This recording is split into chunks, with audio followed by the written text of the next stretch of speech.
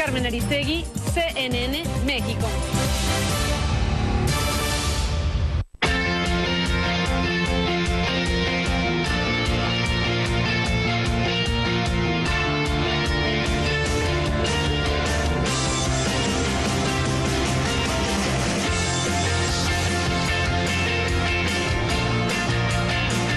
Buenas noches, bienvenidas y bienvenidos. Gracias por estar aquí en esta noche de 15 de septiembre de 2015, una noche que en México se celebra el grito de independencia en las plazas de la República Mexicana y en la principal plaza del país, en el Zócalo capitalino. Pues dentro de una media hora,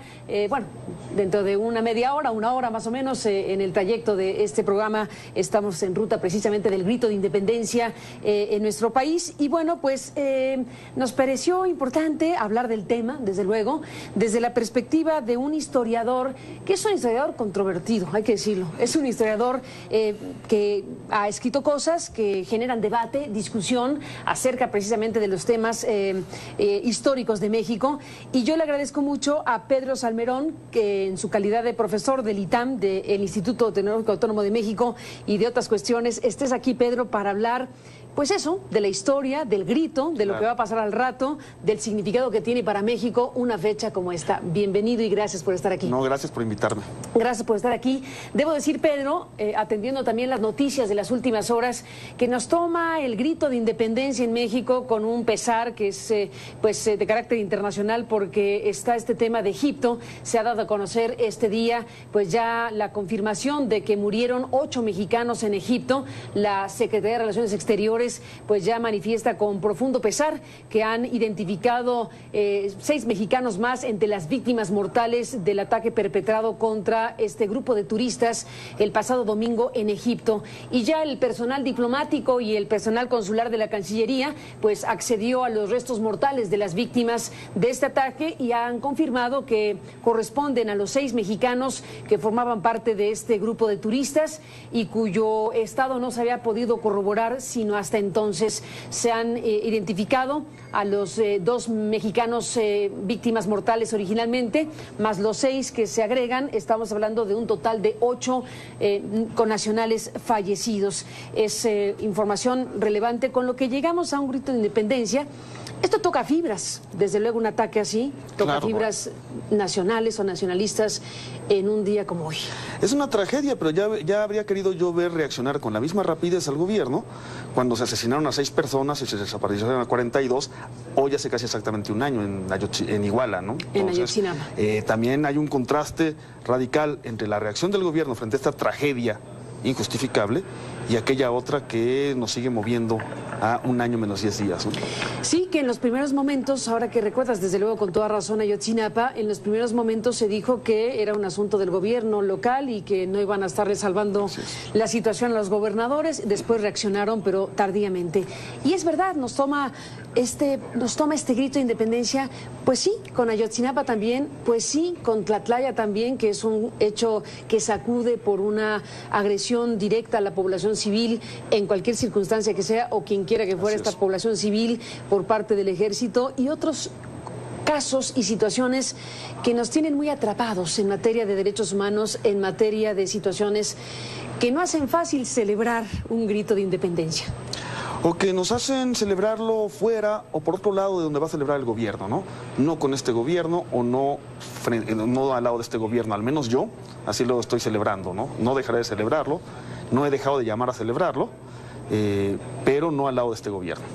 ¿Y qué celebramos hoy, Pedro Salmerón? Bueno, es curioso porque Hidalgo, como Porfirio Díaz y como otros personajes, no son en este momento personajes históricos, son personajes del debate político permanente. En ese sentido yo también quisiera distinguir entre mi papel como historiador, en el que trato de ser como tal historiador que comprende el pasado, y mi papel como analista del uso político de la historia en este momento, ¿no?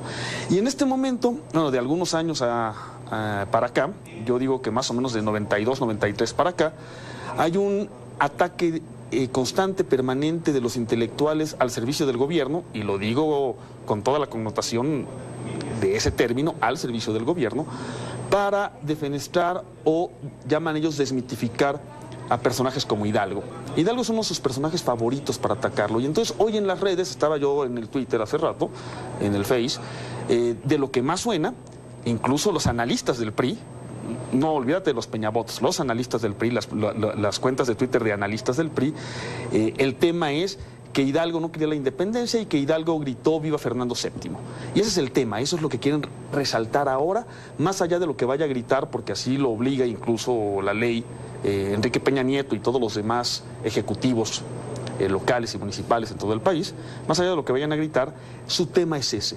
El tema desde hace unos años para acá, y muy particularmente del 2010 para acá, es ese, ¿no? Querer convencernos de que Hidalgo se dejó arrastrar por un frenesí sanguinario y que solo destruyó sin aportar. A ver, buen punto. ¿Y por qué querría quien fuere defenestrar a Hidalgo, digámoslo así, o restarle ese peso histórico de haber convocado a la independencia de México? Yo tengo una hipótesis, pero que no tiene que ver solamente con Hidalgo. Tiene que ver con Hidalgo, con Juárez, con Villa y Zapata, con Lázaro Cárdenas. La hipótesis de que estos historiadores, y no sé si el gobierno, pero el gobierno los apoya o les da cartel y se apoyan mutuamente. Por ejemplo, todos los que yo llamo falsificadores de la historia, todos y cada uno de ellos dieron por buena la verdad histórica de Murillo Karam y fueron incluso más allá de ella. Es decir, hay una relación directa de estos historiadores con el gobierno. Lo que pretenden es descalificar todo momento en el que el pueblo toma el presente en sus manos. Todo momento en el que el pueblo actúa directamente, de manera colectiva en la historia, tiene que ser descalificado porque para ellos es solamente desastre, sangre y destrucción. Y entonces ellos exaltan todo aquel momento en que un gobierno autoritario logra excluir al pueblo de la toma de decisiones. Por eso están tan emocionados ahora con Porfirio Díaz y por eso su héroe favorito es Porfirio Díaz. Esa es mi hipótesis sobre Hidalgo y en general sobre esta visión de la historia que tienen ahora. La presentó muy bien al principio de este ciclo, durante el sección de Salinas, que hay dos libros clave, uno de ellos el de Luis González de Alba, Las mentiras de mis maestros, un libro lleno de mentiras por todos lados, pero mentiras muy gordas, y Héctor Aguilar Camín, que escribió un libro titulado La coerción ilustrada, que recoge esta idea según la cual México ha progresado gracias a élites ilustradas, a pesar de un pueblo permanentemente retrógrado, insensible, oscurantista, etcétera, ¿no? Y esa es la idea. Pedro Salmerón, ¿y es cierto que Hidalgo gritó viva Fernando VII? No sabemos qué gritó Hidalgo. Justo estaba yo revisando los materiales. Felipe Echenique March, un historiador del INAH muy interesante, ha reunido en 3 gruesos tomos todos los documentos de Hidalgo y sobre Hidalgo. Entonces, no sabemos qué gritó porque es un grito espontáneo, no lo tenía planeado. No sabemos qué gritó. Entonces, hay 3 testimonios posteriores de gente que contó lo que gritó. En uno de ellos aparece la frase viva Fernando VII, en otro aparecen otras frases y en otro solo dijo que arengó al pueblo y no dice qué gritó. ¿Qué gritó? Y son testimonios muy posteriores. Por ejemplo, casi todo lo que sabemos de las reuniones realizadas en casa del cura Hidalgo después del chocolate, cuando Allende y Aldama y los demás dicen no queda más remedio que huir, lo cual es lógico y natural, era la reacción lógica, dicho sea de paso, y que Hidalgo exclama algo parecido a no queda más remedio que ir a coger gachupines. Los testimonios que cuentan qué pasó ahí son los testimonios de los insurgentes presos ya ante sus jueces, cuando los estaban interrogando los jueces y dicen no, pues estuvo así y así. Entonces eso sabemos por esas reconstrucciones, cómo estuvieron esas reuniones, cómo el cura Hidalgo va a tomar el control de la congregación de Dolores y luego va a llamar a misa y que además era muy importante porque era el día de la Virgen de Dolores, justamente el día de la fiesta grande del pueblo. Entonces, no nada más llega la gente porque convoque a misa, está convocando a misa el día de la fiesta grande, ni más, ni menos. Coincide, ¿no? El día, y entonces se dirige al pueblo. ¿Qué gritó? No sabemos.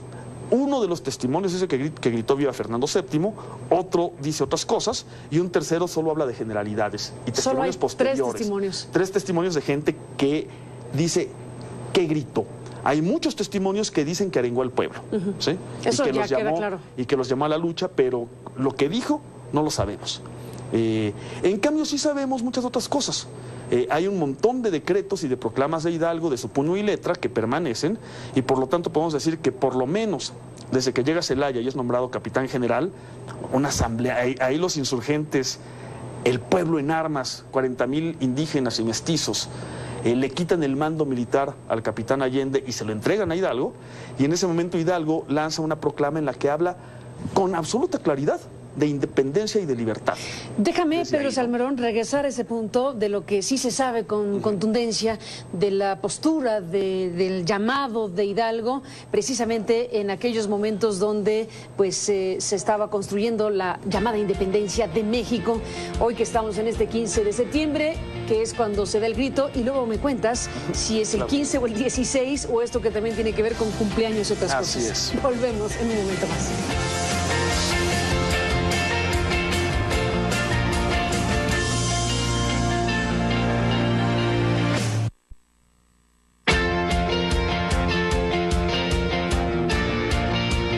Bueno, estamos con Pedro Salmerón, el historiador, en esta fecha del grito de independencia en México. Bueno, pues está en un rato más la ceremonia del grito en nuestro país, con lo que, bueno, se conmemora nuevamente este periodo de independencia respecto al Imperio Español y que, bueno, pues desde luego nos lleva a revisar la historia, a revisar el significado que tiene, que año tras año la sociedad mexicana se reúne en las plazas de diferentes maneras o en sus casas a comer pozole o lo que sea. Es una fiesta nacional sin duda importante y de eso hay que hablar en los términos diversos que hay que hablar. Pedro Salmerón, a pesar de que dices no sabemos qué gritó Exactamente. Hidalgo el día del grito, porque hay testimonios, pero fue un grito espontáneo y exactamente no se supo qué gritó, lo que sí hay es materia que constata con mucha más claridad la postura y los llamados de Hidalgo precisamente por la independencia. Así y ahí es. te quedaste. Así es.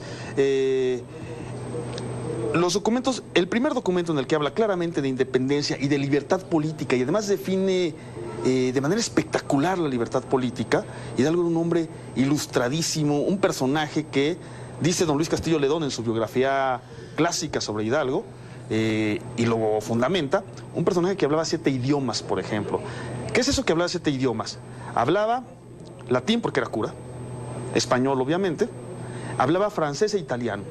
Francés porque es la lengua que trae la ilustración. Y hay testimonios, Paco Ignacio Taibo los ha encontrado, de traducciones de obras de Molière al castellano. De Hidalgo. ¿Sí? Hablaba italiano. ¿Y cuáles son los otros 3 idiomas que hablaba? Náhuatl, otomí y purépecha. Se hablaba francés e italiano para estar conectado con el mundo, latín por su profesión, pero además hablaba la lengua de los naturales. O sea, un personaje. Y traducía y les hablaba directamente, ¿no? Entonces, Hidalgo, este personaje ilustrado, muy sabio, muy cercano al pueblo, desde mucho tiempo antes, define la libertad política de manera maravillosa desde Celaya, es decir, desde 4 días después del estallido de la insurrección, y a partir de ahí va a haber 17 menciones a la palabra independencia en los documentos posteriores de Hidalgo. Pero además de llamar a la independencia... Llamar a la independencia, claro, independencia, sí, además. llamar independencia y soberanía con esas palabras, ¿sí? Separación completa del Imperio Español. Hay documentos profundamente revolucionarios que distinguen desde el primer momento el movimiento revolucionario en México de los que están ocurriendo en otros lugares de la América Española. ¿Cuáles documentos? Los decretos dados en Guadalajara que firma Hidalgo, dado en mi palacio de gobierno como jefe de Estado, o sea, se asume ya como el jefe de un Estado que están haciendo. Todavía no se llama México. Hidalgo no llama México, Hidalgo le llama casi siempre la América Septentrional Española. México se llamaría después, iría naciendo la idea del nombre posteriormente, pero ya la clara idea de un Estado soberano. Y estos documentos profundamente revolucionarios son, en primer lugar, la abolición de la esclavitud. La abolición de la esclavitud sin indemnización de ninguna especie, es decir, rompe toda la idea previa de la posibilidad de que un ser humano sea propiedad de otro. ¿De otro? ¿Sí? Y además, so pena de muerte a los dueños de esclavo que no los liberen. Es decir, es un cambio absolutamente radical e inmediato y que quedaría desde ahí en la legislación mexicana. ¿Sí? Cualquier individuo que pise el territorio mexicano por el simple hecho de pisarlo es libre, dice la Constitución de 1824. Fantástico. ¿Sí? La supresión de alcabalas y tributos, que son la mayor presión económica sobre los indígenas. La supresión de las castas, es decir, la idea precisa de que todos somos iguales ante la ley, ya no hay diferencia entre españoles, castas e indios, sino igualdad completa ante la ley, y decretos que hablan de la destrucción del latifundio y de la preservación de las tierras de las comunidades indígenas. Es un proceso que entra en un ciclo profundamente revolucionario, en un personaje que ha caudillado a 50,000 indígenas y mestizos que se van a la guerra por hambre. Se nos olvida que este país, que por encima era el país de la plata, en la segunda mitad del siglo XVIII, el país de las fabulosas catedrales barrocas, era también un país donde cada 7 años había una hambruna. Y la gente se moría en las calles, como moscas, ¿sí? Cada 7 años. Más o menos, cada 6, 7 años el ciclo del hambre. Ese era el país en el que se vivía, ¿no? Como diría el cura Morelos en Los Sentimientos de la Nación, 1 año y medio después de que se suma al cura Hidalgo, ¿ya? Hay que promulgar leyes que moderen la opulencia y la indigencia, ¿no? Qué vigente está ahora. Sí. Totalmente. Hidalgo y Morelos como dos grandes personajes de la historia de México. ¿El 15 o el 16 hay que celebrar el grito de independencia? Yo creo que la práctica de celebrarlo el 15 por la noche tiene lógica, porque si es una verbena popular, una fiesta nocturna y el día siguiente es feriado, se entiende. Es evidente que se hizo para festejar también el cumpleaños de Porfirio Díaz, que era su cumpleaños, pero el 15 es el día que Hidalgo toma el control en la noche del 15 al 16, Hidalgo toma el control del pueblo de Dolores. Y en la madrugada del 16 es cuando da el grito. El grito en efecto se da en la madrugada del 16, pero es desde la noche desde el 14 que le llegan los avisos a Hidalgo, está tomando providencias. El 15 se toma la decisión, y en ese momento Hidalgo, que era un conspirador de segundo nivel, no estaba en la cabeza de la conspiración. El verdadero jefe militar, el que tenía los planes, era Allende. En ese momento Hidalgo, al tomar la decisión y al actuar en consecuencia, se pone a la cabeza del movimiento. Entonces, para mí los 2 días pueden ser, ¿no? O sea, está muy bien que sea 15, 16. Está bien que sea el 15, sí. No pasa nada. Sí, y no el cumpleaños pasa de Porfirio Díaz, pues... Ese que lo celebren ellos, ¿no? Bueno, también existe, sí. Y también estamos en un centenario de Porfirio Díaz que ha hecho que la figura esté, revisada en estas fechas precisamente de 2015. Pedro Salmerón, en este 15 de septiembre regresamos en esta charla contigo. Gracias por estar aquí. Gracias. Volvemos.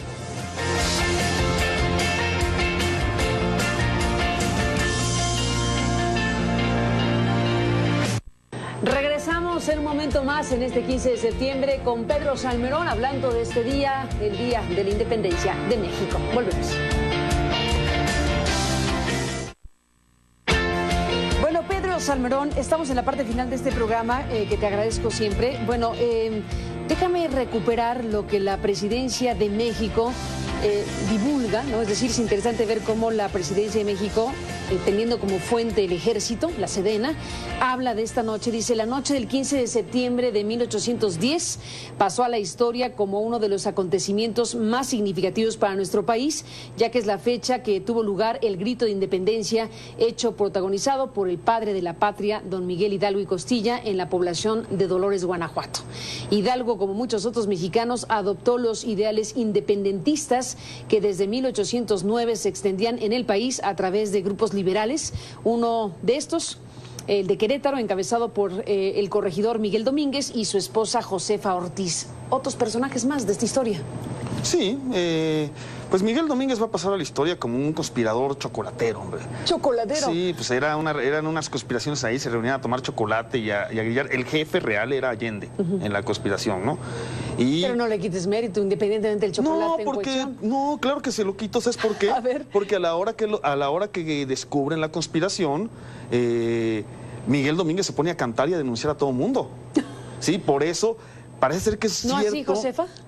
Parece ser que es cierto que encierra a su esposa y que su esposa le logra mandar un aviso a Allende de que está descubierta la conspiración. De que los han cachado. Y a ella sí la van a encerrar en un convento, sí la van a perseguir, pero no, Miguel Domínguez denuncia, ese canta todo, hombre. Entonces, pues, mucho mérito no tiene. Por eso casi no aparece en la historia. No, en realidad, bueno, es la corregidora, hay otros, como le llaman por ejemplo, a Josefa. de todos los que agarran ese día, hay algunos que no. Por ejemplo, el encargado de hacer los machetes y las lanzas del ejército, Epigmenio González, que tiene una estatua muy bonita en Querétaro. Él sí le dicen, oye, usted es conspirador en contra del rey. Dice, sí, y estoy haciendo las armas y qué, y él sí acepta todo, y eso va a ser pues que lo manden preso a Acapulco, al fuerte de San Diego. De ahí, cuando Acapulco va a ser tomado por Morelos, lo suben a un barco y lo envían a las Filipinas. Cuando México alcanza la independencia, él dice, pero ya no tienen por qué tenerme preso, pero como España no ha reconocido a México, se queda ahí, logra subirse un barco, llega a España, y finalmente 20 años después regresa a México y llega a tocar la puerta a Palacio. Oigan, yo soy Epigmenio González, uno de los padres de la patria. Entonces, no, ya estamos completos, le decían. ¿Tú quién eres? Ya ¿no? estamos completos. Sí, no, ya están completos, ¿no?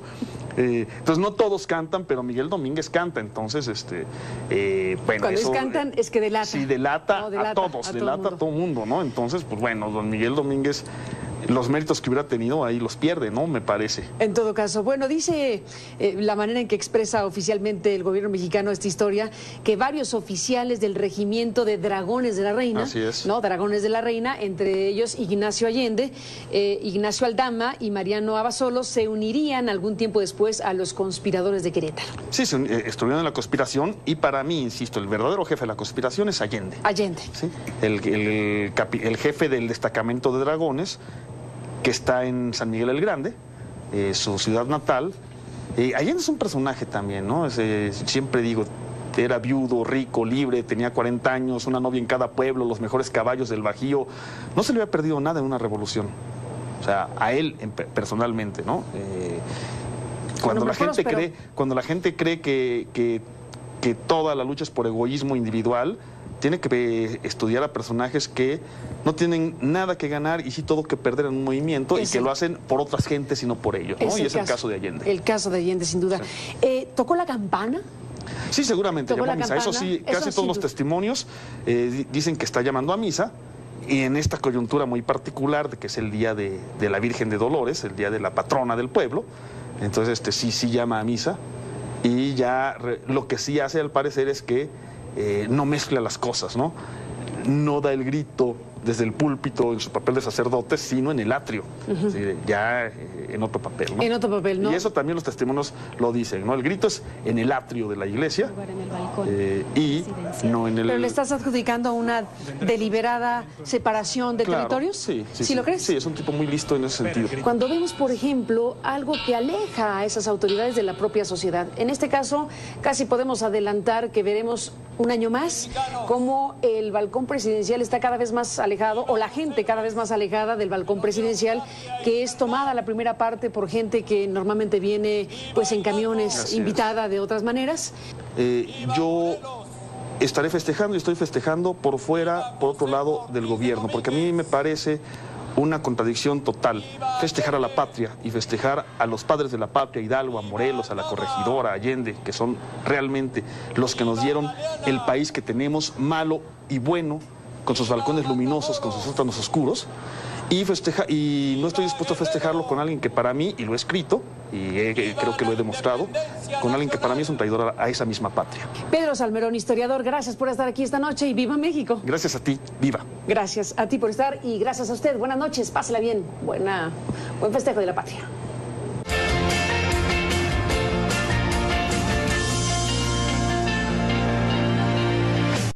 Buenas noches, bienvenidas y bienvenidos. Gracias por estar aquí en esta noche de 15 de septiembre de 2015, una noche que en México se celebra el grito de independencia en las plazas de la República Mexicana y en la principal plaza del país, en el Zócalo capitalino. Pues dentro de una media hora,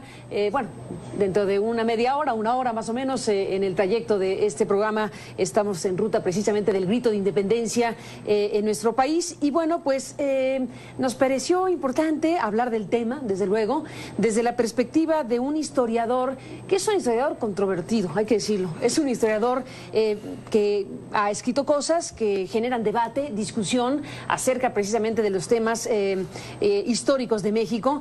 Y yo le agradezco mucho a Pedro Salmerón, que en su calidad de profesor del ITAM, del Instituto Tecnológico Autónomo de México, y de otras cuestiones, estés aquí, Pedro, para hablar, pues eso, de la historia, del... Soy Carmen Aristegui, CNN México.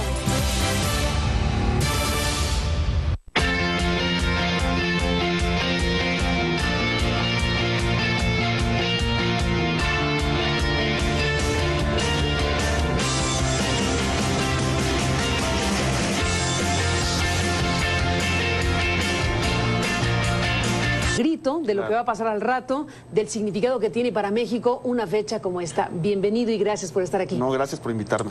Gracias por estar aquí. Debo decir, Pedro, atendiendo también las noticias de las últimas horas, que nos toma el grito de independencia en México con un pesar que es de carácter internacional, porque está este tema de Egipto. Se ha dado a conocer este día pues ya la confirmación de que murieron 8 mexicanos en Egipto. La Secretaría de Relaciones Exteriores pues ya manifiesta con profundo pesar que han identificado 6 mexicanos más entre las víctimas mortales del ataque perpetrado contra este grupo de turistas el pasado domingo en Egipto. Y ya el personal diplomático y el personal consular de la Cancillería pues accedió a los restos mortales de las víctimas de este ataque y han confirmado que corresponden a los 6 mexicanos que formaban parte de este grupo de turistas y cuyo